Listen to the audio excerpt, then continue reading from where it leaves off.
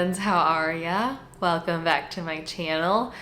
I'm overdue for this video. This one's been a long time coming. I was diagnosed with lupus a couple years ago, and I've never really sat down to talk about that full experience, everything I went through in terms of doctor's appointments, symptoms, and ultimately a diagnosis. So today I'm gonna sit down and fully just kind of recap all of that, all of my experience with finding out that I had lupus. I honestly don't really know where to begin. I think that a common question I get is like, obviously, what even is lupus? And for the longest time, I was like, I don't know how to define it. It's an autoimmune disease and it kind of just like attacks everything. Like it attacks organs, it attacks skin, it attacks tissues, it attacks just everything. Lupus is a chronic, meaning lifelong autoimmune disease that can damage any part of the body.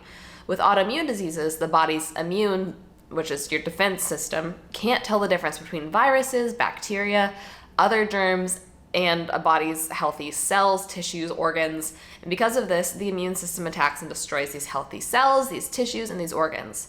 And then a couple just interesting facts that I found that I didn't know is that it's estimated that about 200,000 Americans have lupus, which is honestly less than I thought. I thought that was more common than that. 9 out of every 10 diagnoses are women between the ages of 15 and 44. So I thought that that was quite interesting. And there's several types of lupus. I think that they technically categorize 5 different types.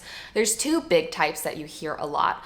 The biggest one is SLE. That is the most common. That is systemic lupus, meaning you have symptoms. The formal definition of that is SLE is the most common type of lupus. It can be mild or severe, and it can affect different parts of the body.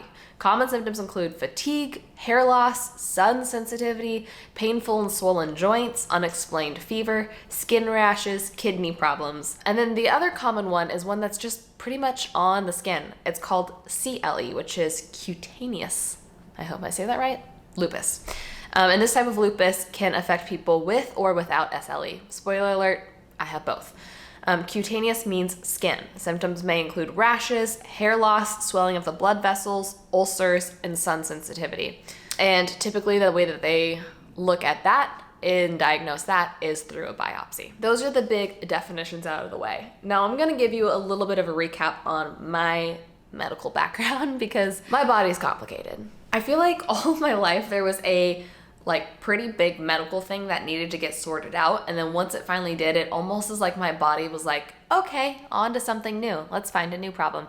That's kind of what I feel is my experience with my body. So as a young child, I had very severe asthma. One of my first memories is getting my vitals taken in a fire truck and then being like, yeah, she's got to go to the hospital. And I had several different hospital stays because of asthma.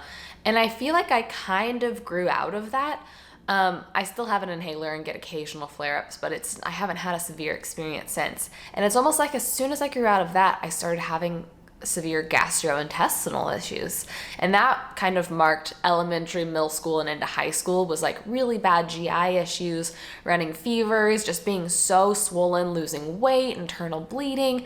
And that ended up being celiac disease. I have a whole celiac diagnosis video if you want to go and watch that. So now I know I have at least one autoimmune disease, and typically once you have an autoimmune disease, it's just like they kind of like to go hand in hand with other autoimmune diseases. So you're more likely to develop others as time goes on.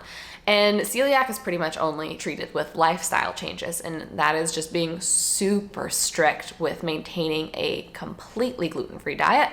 And so I jumped straight into that, and after a couple of years kind of repaired those damages and felt like I was feeling better. I felt like my health was finally kind of like on the mend. And then I got married. And some of you might have been around for the last however many years of my channel. Some of you might be brand new to my channel from this video.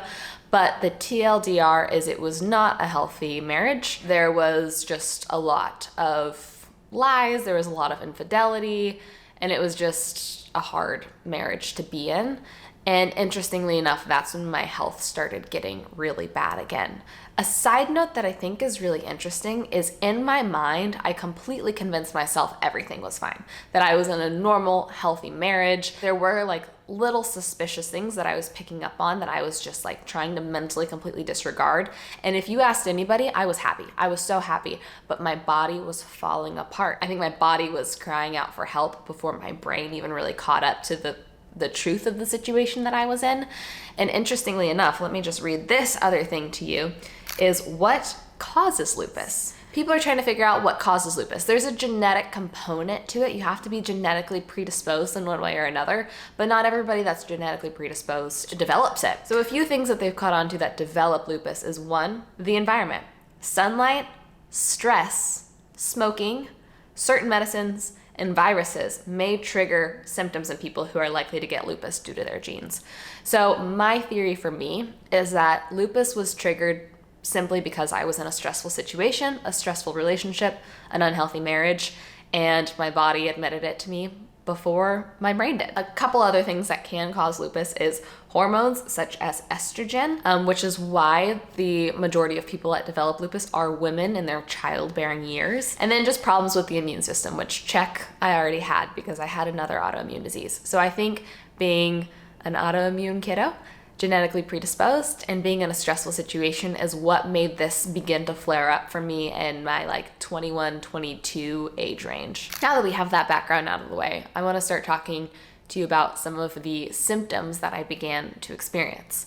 It was a weird thing to where I was like constantly thinking I was about to get super sick. I constantly was like, I think I'm gonna wake up tomorrow with the flu. The day before you get really sick, when you don't have like a super high fever yet, is how I felt pretty often. So I would just randomly get extremely fatigued and start running a low grade fever, and my joints would get to be so stiff and painful that even just sitting on the couch was uncomfortable for me. And typically the day after I would have that sensation, that feeling of, I'm getting sick, I am wiped, I have a little bit of a fever, my joints are killing me, I'm getting sick. I would wake up the next day with a rash. And this rash was kind of shape-shifting, which was interesting. Sometimes it would be tiny little bumps all over my stomach. Sometimes it would be larger along my back. I had it along my neck for a while. Obviously, I can't show you pictures of this, but the most red, severe, big patches were across my breast area, and that was extremely painful. And it would just kind of ebb and flow and change, and sometimes it would stay for a few weeks and then kind of like drift off, and then I would start feeling really sick again, and it would all flare up again and look a little bit different.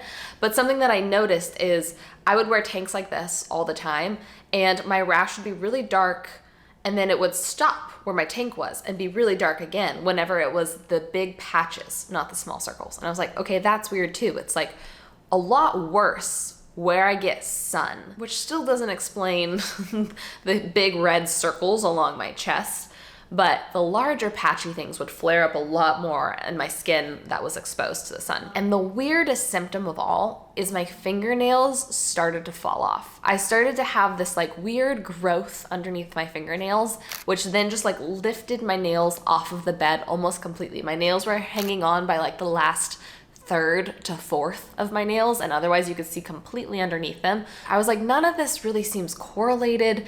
I don't know why I have like this joint pain and my nails are falling off and like I feel sick. I don't know. So I started by going to an allergist. I did some allergy testing, and of course I knew I had a dust allergy, dust mites, because that's what would flare my asthma as a kid. So I got on allergy shots. That didn't work. I'm trying to remember all the things that they thought, maybe you have this. Like they thought maybe I had a histamine issue or something else where I had to go in and get additional shots every single week as a medication. That didn't change anything. That didn't make anything better. In fact, it actually made things worse. It gave me like really bad chest tightness and I had trouble breathing. So then I was back on an inhaler. It was just this whole big process. I went to a dermatologist, and this dermatologist said, okay, we are going to do a punch hole biopsy. That's exactly what it sounds like. I have these cute little matching scars. I don't know if you can see. Should I get close to show you? I have a picture of one of these when I first got them done, but I have a little scar here, and I have a little scar right here as well. And that's where I had a active rash going down the side of my arm. They just take this little tiny cookie cutter about the size of a hole punch, and they just cookie cutter it into you, and then they cut it off, pull it out, stitch it back up. And this was just a regular dermatologist, not a specialist in any way. So she ran the labs and she was like, there's something, but I can't tell what this is. I'm sorry, I don't I don't know what this is. It's just weird and confusing that you have all these symptoms and that your nails are falling off. I don't know. She's like, so I'm going to refer you to Keck USC, the hospital at USC. She's like, they have amazing, incredible doctors, and it's a very collaborative kind of environment to where several doctors will come in on a single case, and cases that they can't figure out, they will actually bring to a board of like 20 doctors once a week to really cross-examine it and really kind of get it rounded out. I was like, okay, cool. Thank you for referring me to this type of a program. That's awesome.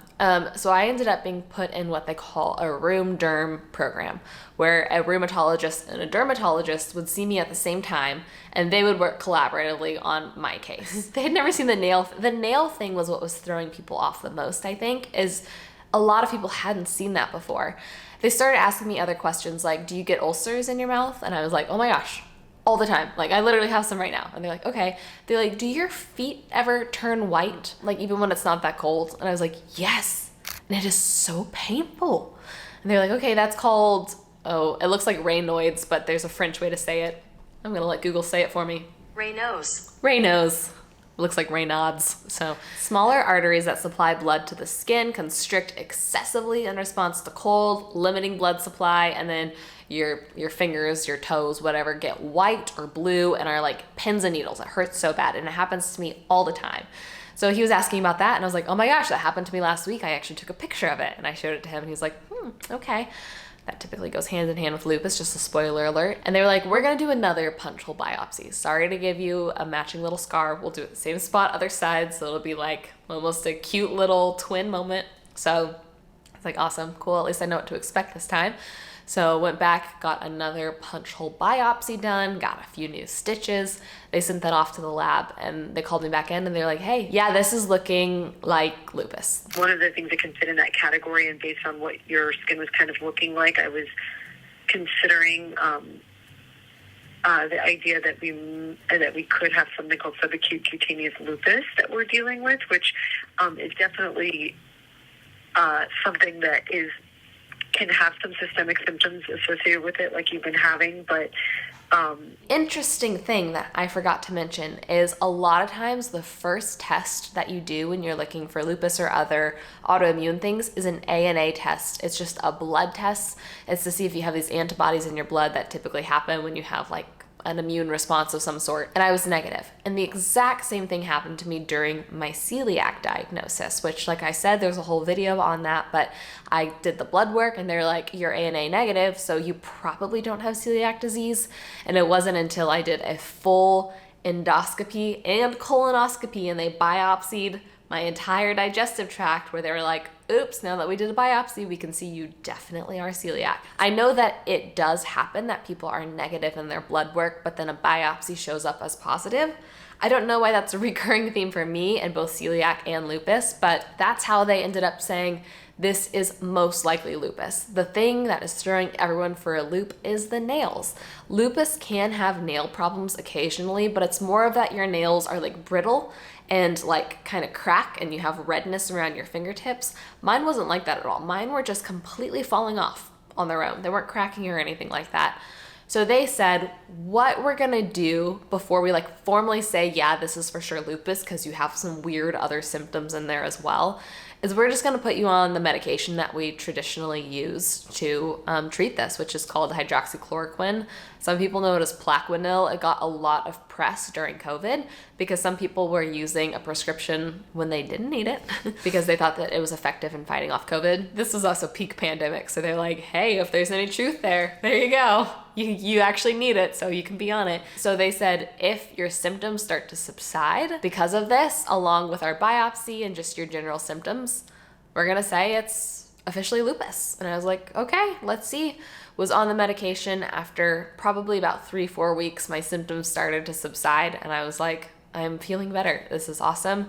It's at least keeping things at bay. And so obviously there were lifestyle changes I needed to make, like getting out of a incredibly manipulative, toxic relationship, but it helped me at least be able to function day in and day out. So that was it. That was the diagnosis.